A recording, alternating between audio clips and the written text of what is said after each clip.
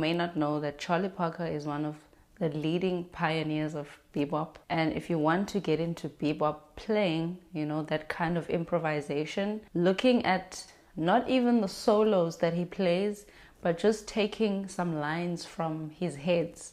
So tunes like Donna Lee, Confirmation, Blues for Alice, Opera Valve, you name it. If you just look at the head of his melodies, you'll find a lot of language. Even if you take, you know, Donna Lee,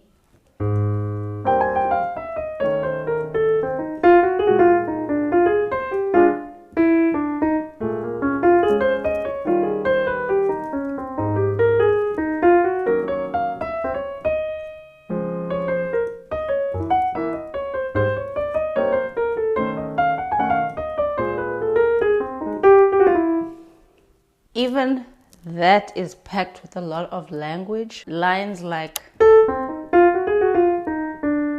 you know, and then it goes into, those are really nice lines that you want to use.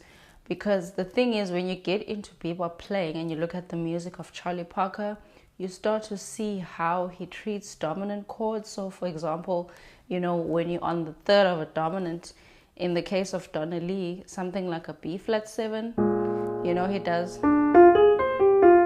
And you want to have access to that line, you know, because this could sort of, it's the upper extension of a B flat 7 chord. So 3, 5, 7, and 9.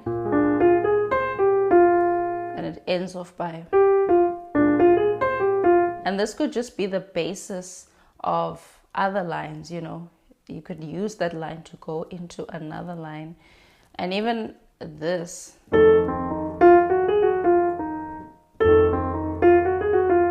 Or this line is really nice if you want to create an altered dominant, because it starts on the A, starts on the third,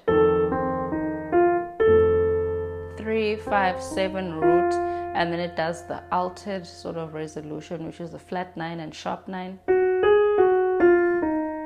which lands to the next chord. You know, if this was the 5 of B flat major, it would be a nice line to use, you know, have an altered F7. Then you land on B flat major 7 for an example, or this line, similar one. Here it moves in a linear direction, so we have 3, 5, 7, again another upper extension. Another extension of a dominant chord here. And these lines, you know, they're good to know if you're getting into bebop, because it's like that's where you start. You know, it gives you kind of like a strong foundation to build onto other things, because Charlie Parker's heads are really intricate. You know, they pay attention to harmonic movement, how to treat a diminished, how to treat a dominant 7 moving to, you know, the chord 1, how to alter a dominant 7. And these are some of the lines that you would want to get into in order to understand that sort of basic jazz movements. You know, of course, what you would want to do is play them through various keys.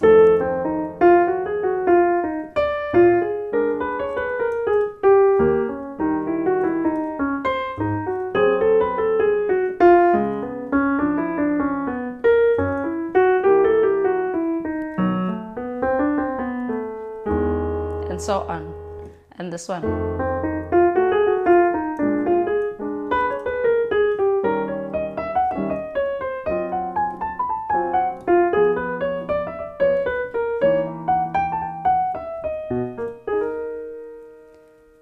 And this one as well.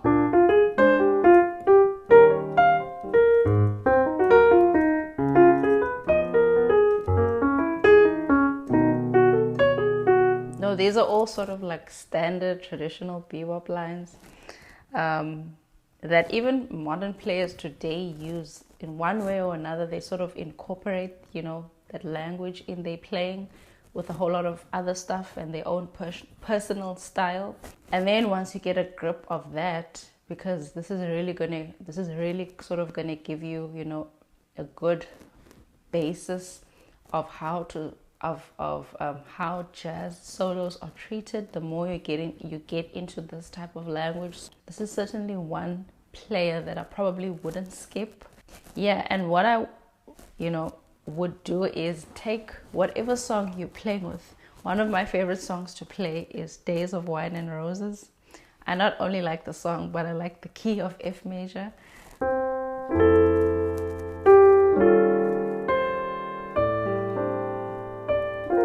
So whenever I see a dominant chord, I'm going to try to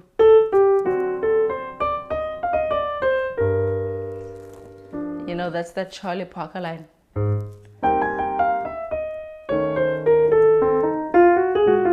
So if I do,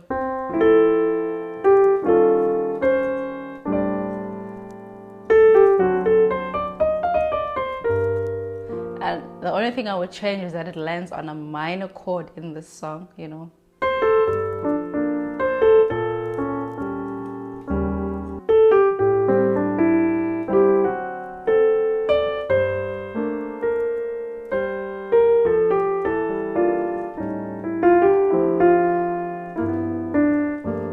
Put it here again.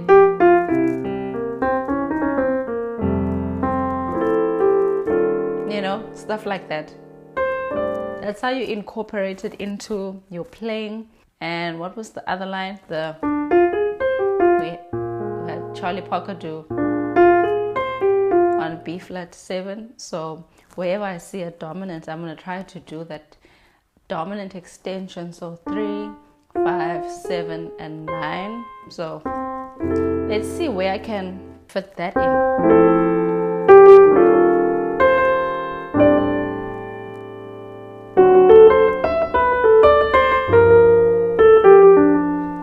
Probably not the best place, but it works.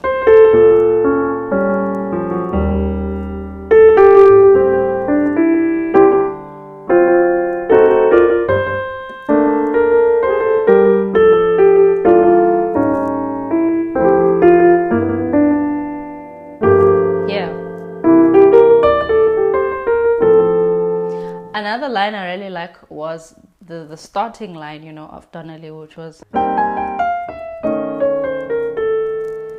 it's nice because he's using the bebop major scale, which is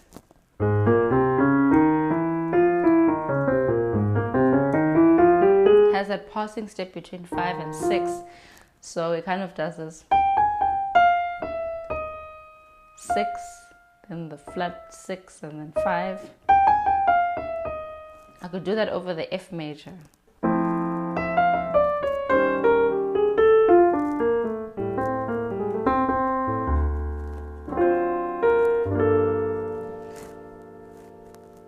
I guess here that would only work in the case of F major. Though.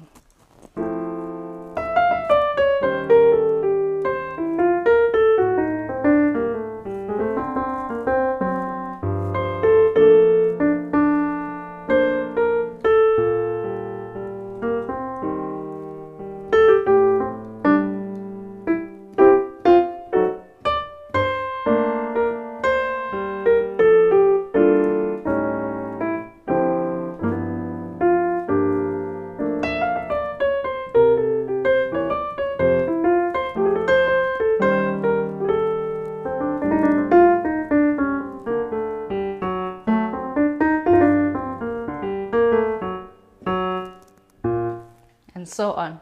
Again, I'm taking lines from the actual heads, you know, even something like confirmation, and you incorporate them in your playing. Because he is a pioneering saxophonist in the style of bebop, pretty much he is one of the people who shaped the language. And so when you check him out, you will get that sound, you will get that bebop thing, you know.